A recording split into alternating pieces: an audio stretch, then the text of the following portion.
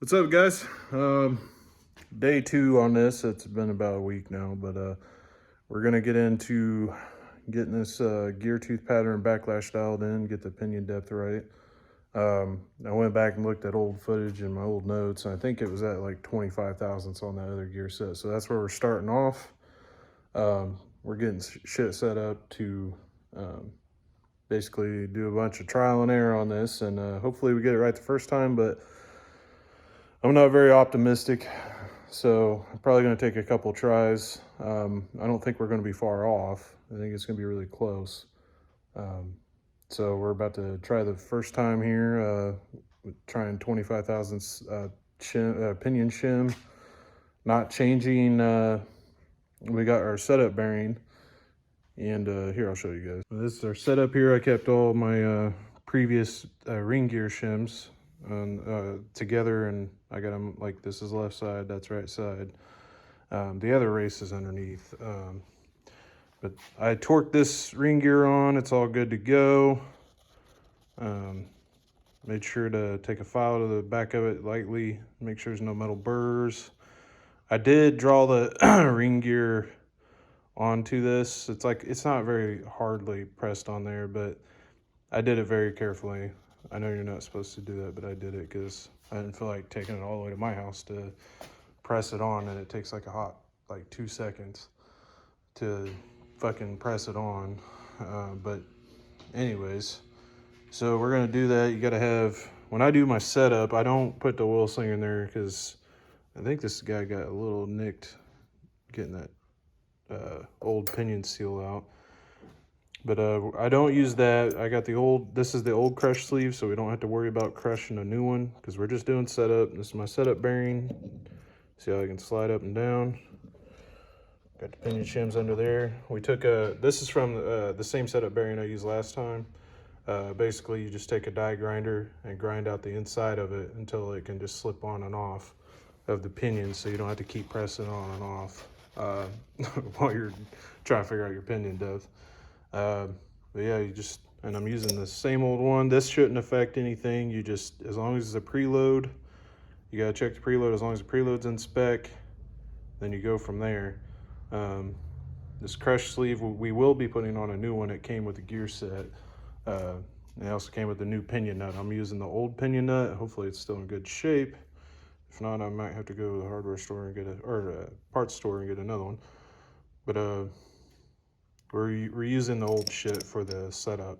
And when we go do final assembly, we'll be using all new shit because it's all one-time use. Got new pinion seal, all that shit. But I'm gonna quit blabbing. So I was looking at the one we just pulled off. It looks like it got the shit beat out of it on the way out, so probably the way on too. Since it's so beat up, I don't want to risk this rounding off while we're trying to set up, because we have to torque it a decent amount to get that preload. So I'm going to use the new one that came with the ring gear set. Probably going to have to run to the parts store and get another one for final assembly. But just make sure this guy thread's on there. Yeah, thread's on there pretty good. So we'll just run with that one, and I'll have to go and get another one. We probably won't be doing final assembly today. It just depends on how smooth this goes. All right, guys, got the pinion in. We got the differential in. That was a lot of fun. We had to kind of angle it to get it past the gas tank, and then juggling all the shims and the bearing races. It was a lot of fun. So definitely a lot harder than when I did it before when it was sitting on a workbench. Probably not something I can do by myself because you need like 5 hands to do it. But anyways, I got the marking compound on there. My backlash is at like 12 or 13, so we're a little loose. This is the same exact shim pack I had in there before.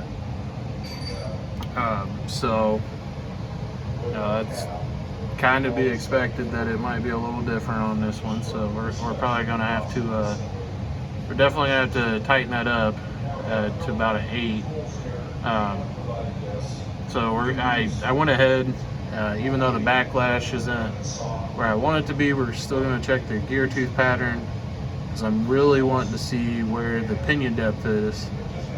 So if the pinion depth is good, then we just need to adjust the backlash and test her again, and then maybe start working on final assembly. So hopefully this goes smoother than last time. Let's all right, let's check this pattern. By the way, I kind of got ahead of myself. This was my first try. Had a heel situation, which is good. That means the pinion depth is correct. If it's toe or heel, pinion is good. If it's toe heel or heel toe, pinion is not good. There's it's kind of hard with the lighting. I'm shaking.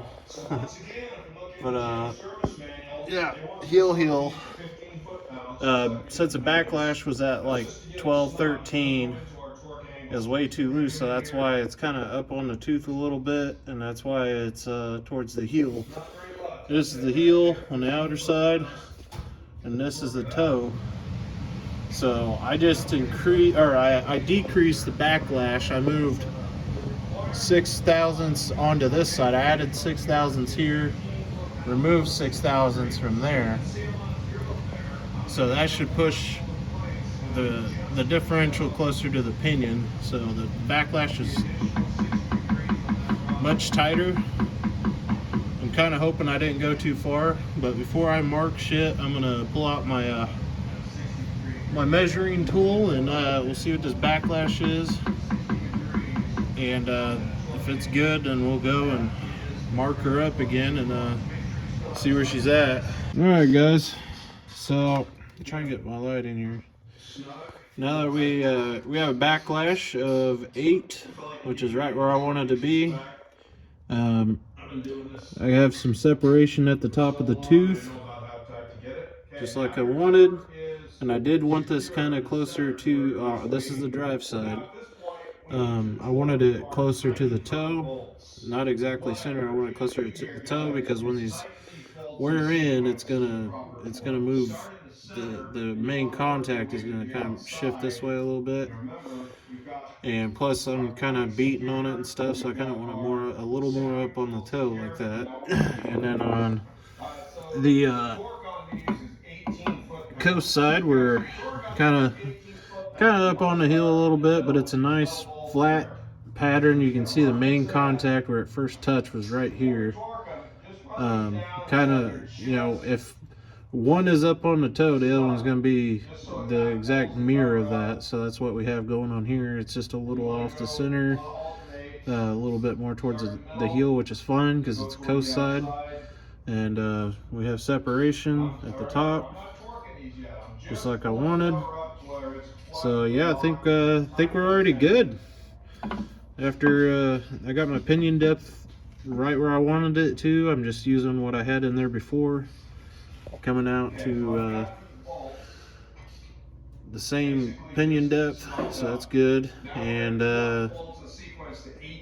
I think doing all that work before definitely saved me this time. So all right, guys, that's it for this portion. We got everything set up, good to go. I'm pretty happy.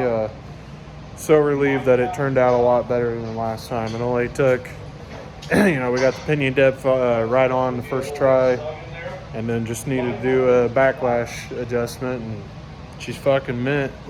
So I'm not sure if I'm gonna put this in with the, you know, the tear down and all that, or what I'm gonna do. I might, because this really didn't take as long as what I thought it was going to. But anyways, next video I'm gonna be doing the final assembly. I kind of already did that before, but I guess in this time it's a little different because we're doing it with it underneath a car instead of on a workbench. So I guess it's a little different. But all right, anyways, I'm gonna quit blabbing. Thanks for watching. I'll see you on the next one.